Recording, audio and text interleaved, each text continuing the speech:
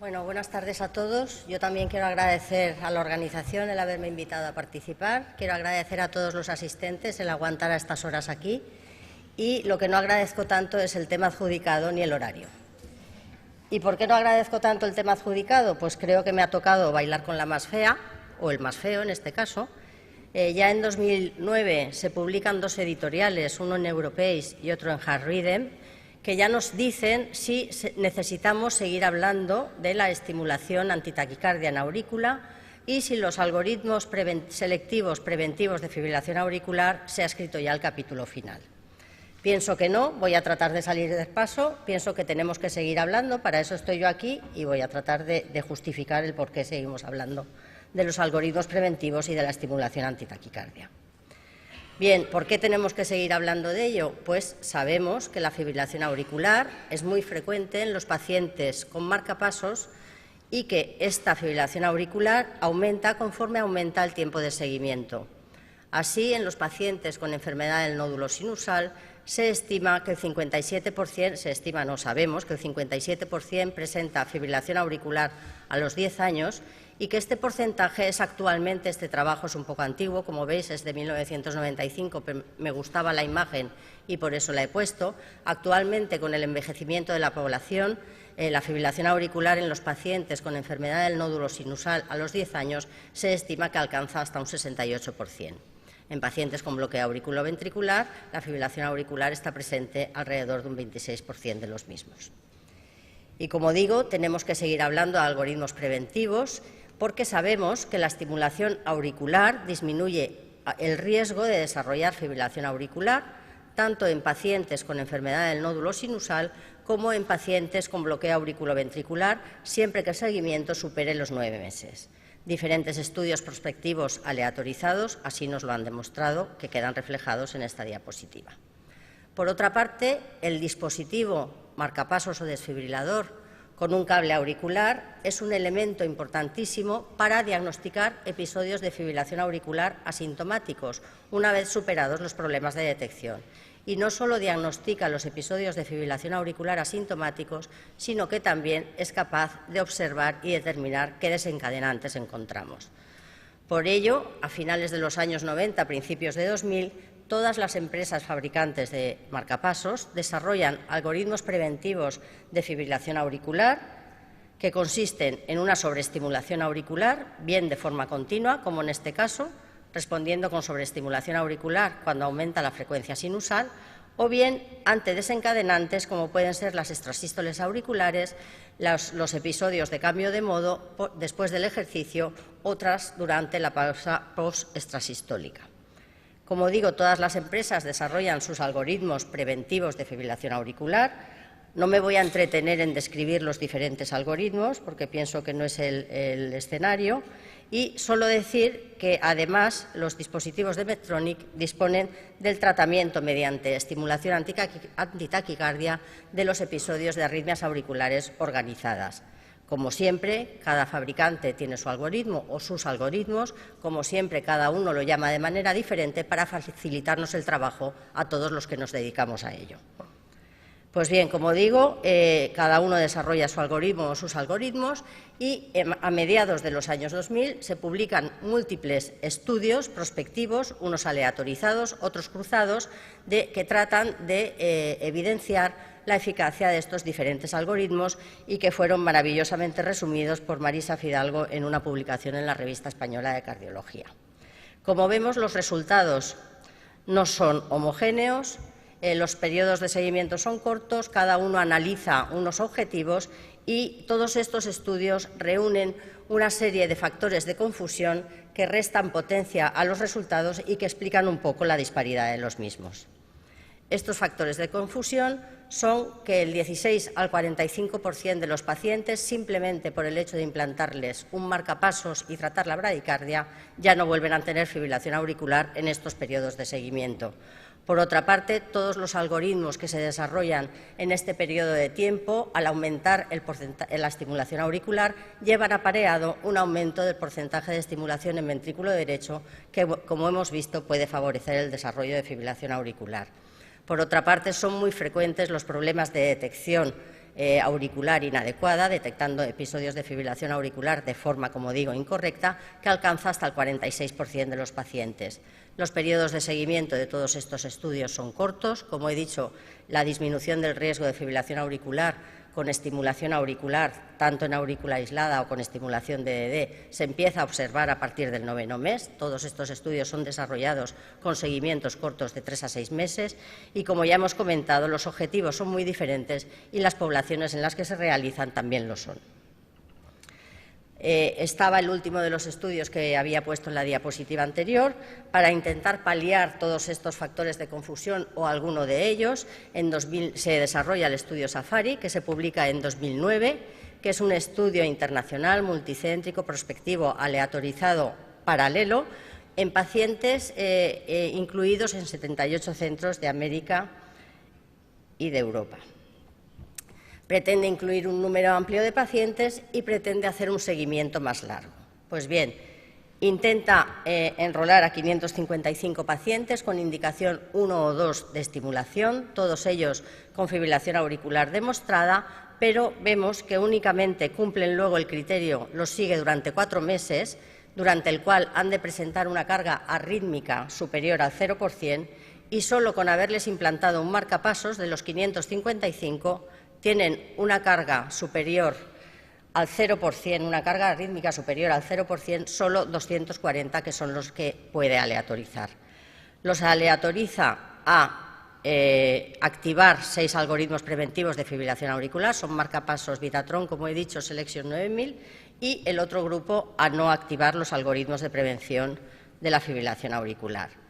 Como digo, trataba de paliar alguno de los factores de confusión de los estudios previos, realizando un seguimiento más largo, pero si os dais cuenta, después del periodo de 4 meses para estabilización y registro de arritmias auriculares, el seguimiento vuelve a ser corto y vuelve a ser de 6 meses. ¿Y qué resultados obtienen? Pues encuentran que el riesgo de desarrollar fibrilación auricular permanente es similar en ambos grupos, encuentran una reducción de carga rítmica de 0,08 horas al día, que es significativo, pero es una magnitud escasa, pero si bien sí encuentra una reducción mayor de 1,38 horas día de carga rítmica en el grupo que presentaba una alta carga de fibrilación auricular del 6% o más.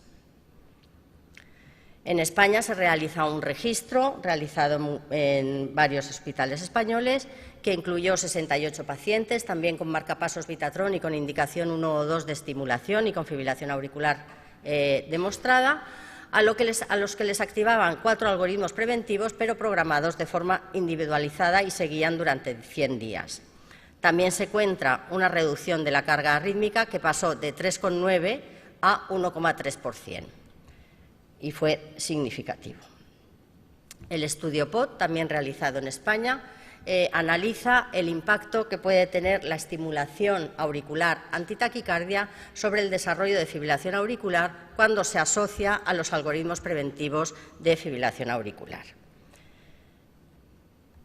Es un estudio que inicialmente, este es el diseño del estudio, tras el implante hay un mes de estabilización de fármacos.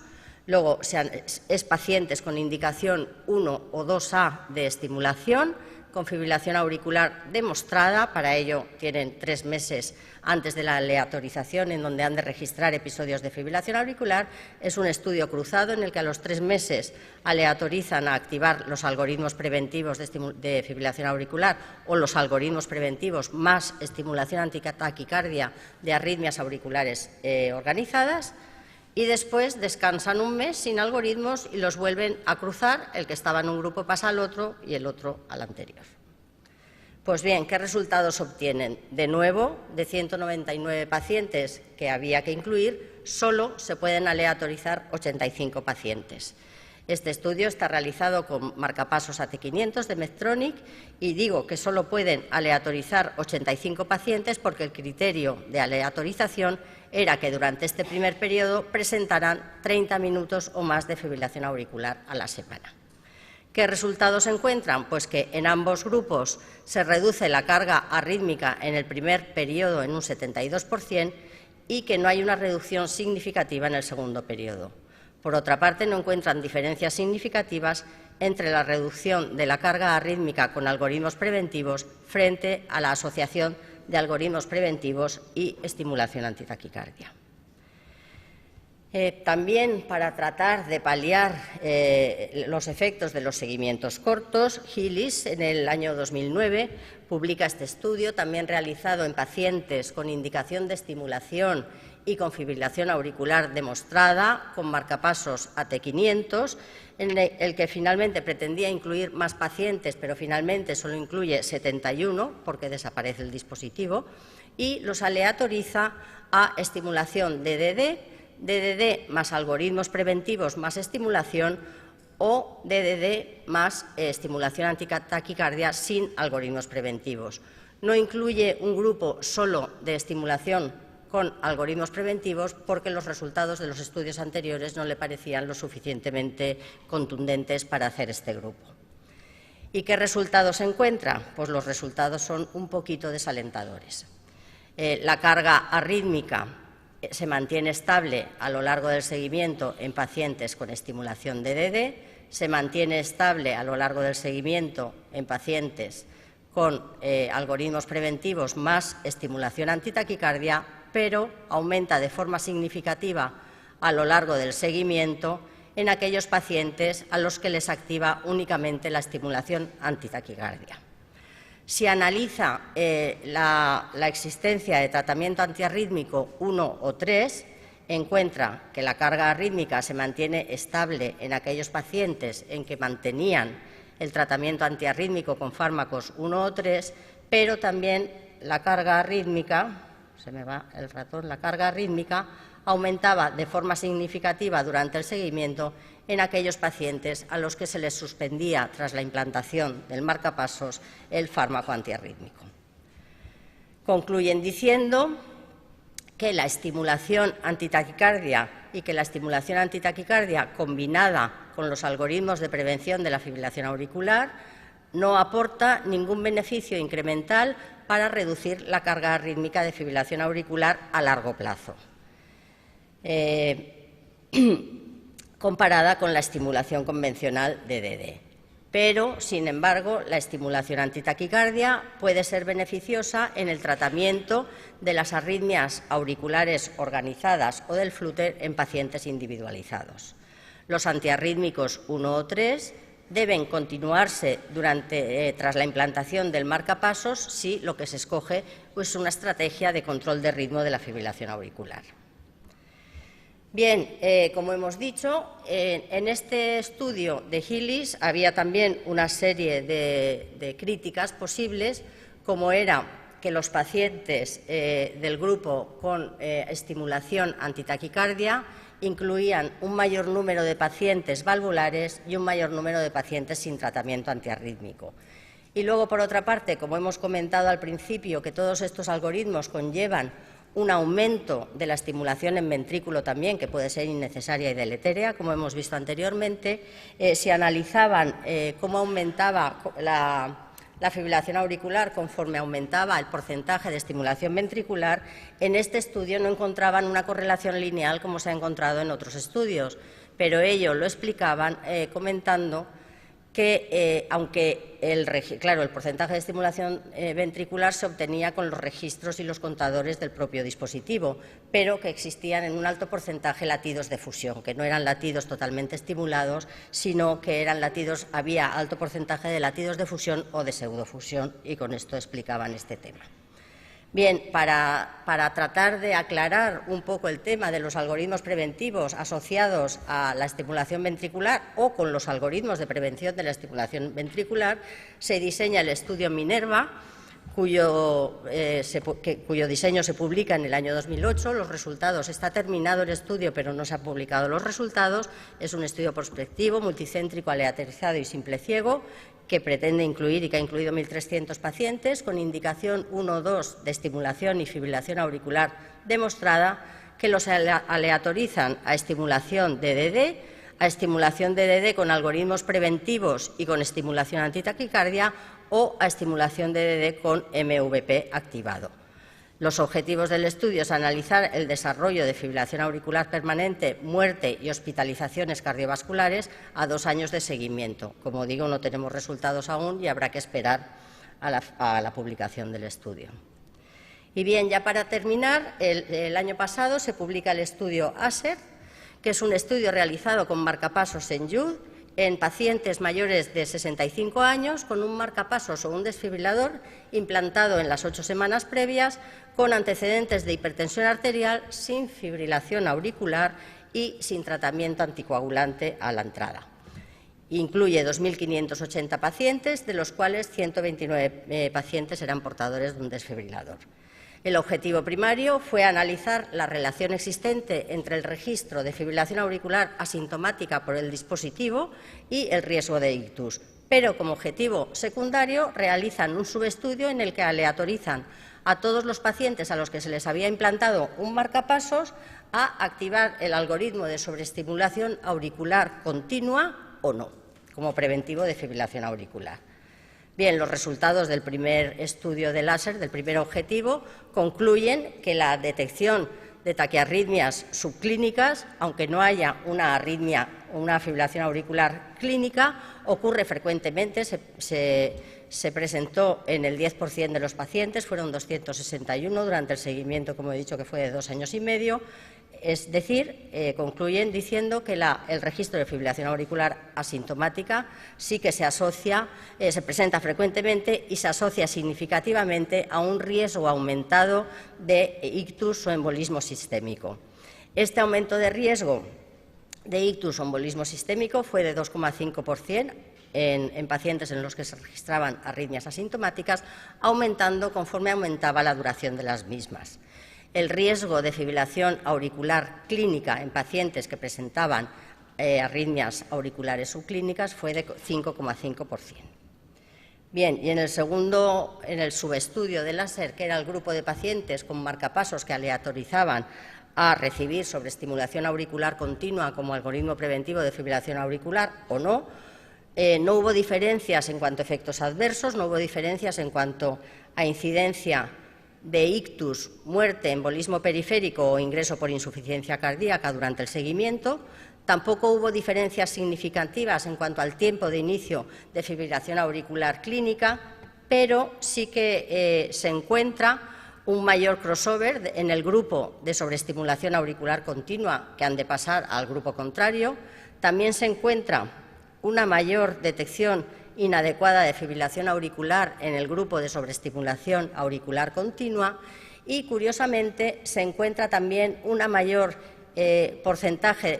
carga de fibrilación auricular en aquellos pacientes con sobreestimulación auricular continua que presentaban un porcentaje de estimulación ventricular inferior al 59%.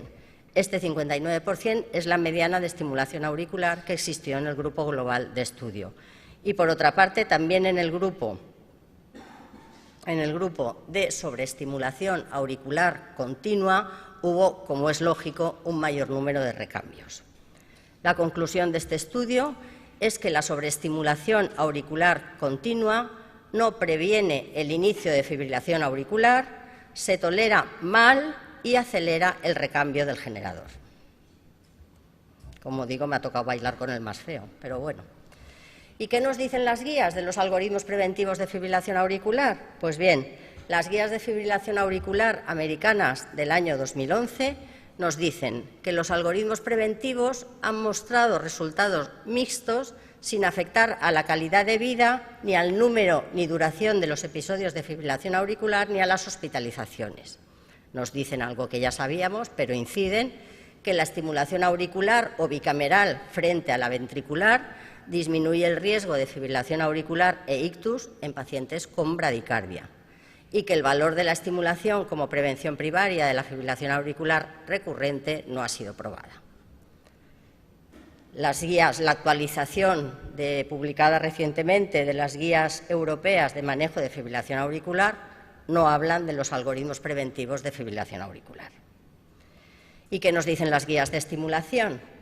Pues bien, las guías de estimulación americanas de 2012 nos dicen No hablan de los algoritmos preventivos, hablan de la estimulación antitaquicardia y nos dicen que el 30 al 60% de las taquiarritmias auriculares se pueden terminar con estimulación antitaquicardia en aurícula, que en pacientes seleccionados puede reducir la carga arrítmica, que no se ha reproducido de forma fiable en estudios aleatorizados y que la estimulación antitaquicardia en aurícula como tratamiento de arritmias auriculares organizadas es igualmente eficaz en pacientes con desfibrilador.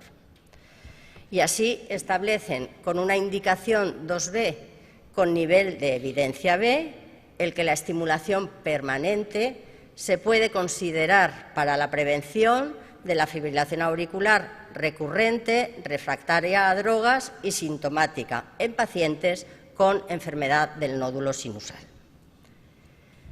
Y con una indicación 3, también con nivel de evidencia B, nos dicen que la estimulación permanente no está indicada para la prevención de la fibrilación auricular en pacientes sin otra indicación de implantación de marcapasos, algo que hasta ahora también sabíamos. Y ya para concluir, nos preguntaban de la utilidad clínica, pues decir que la utilidad clínica de los algoritmos preventivos de fibrilación auricular es limitada, que se pueden recomendar en pacientes seleccionados, pero siempre tras maduración del electrodo auricular, que hay que programarlos y controlarlos de forma individualizada, evitando siempre efectos adversos, que los puede tener y los tiene, como hemos visto en el subestudio de láser, y finalmente que la prevención de la fibrilación auricular con estimulación auricular no está indicada en pacientes sin bradicardia. Muchas gracias por vuestra atención.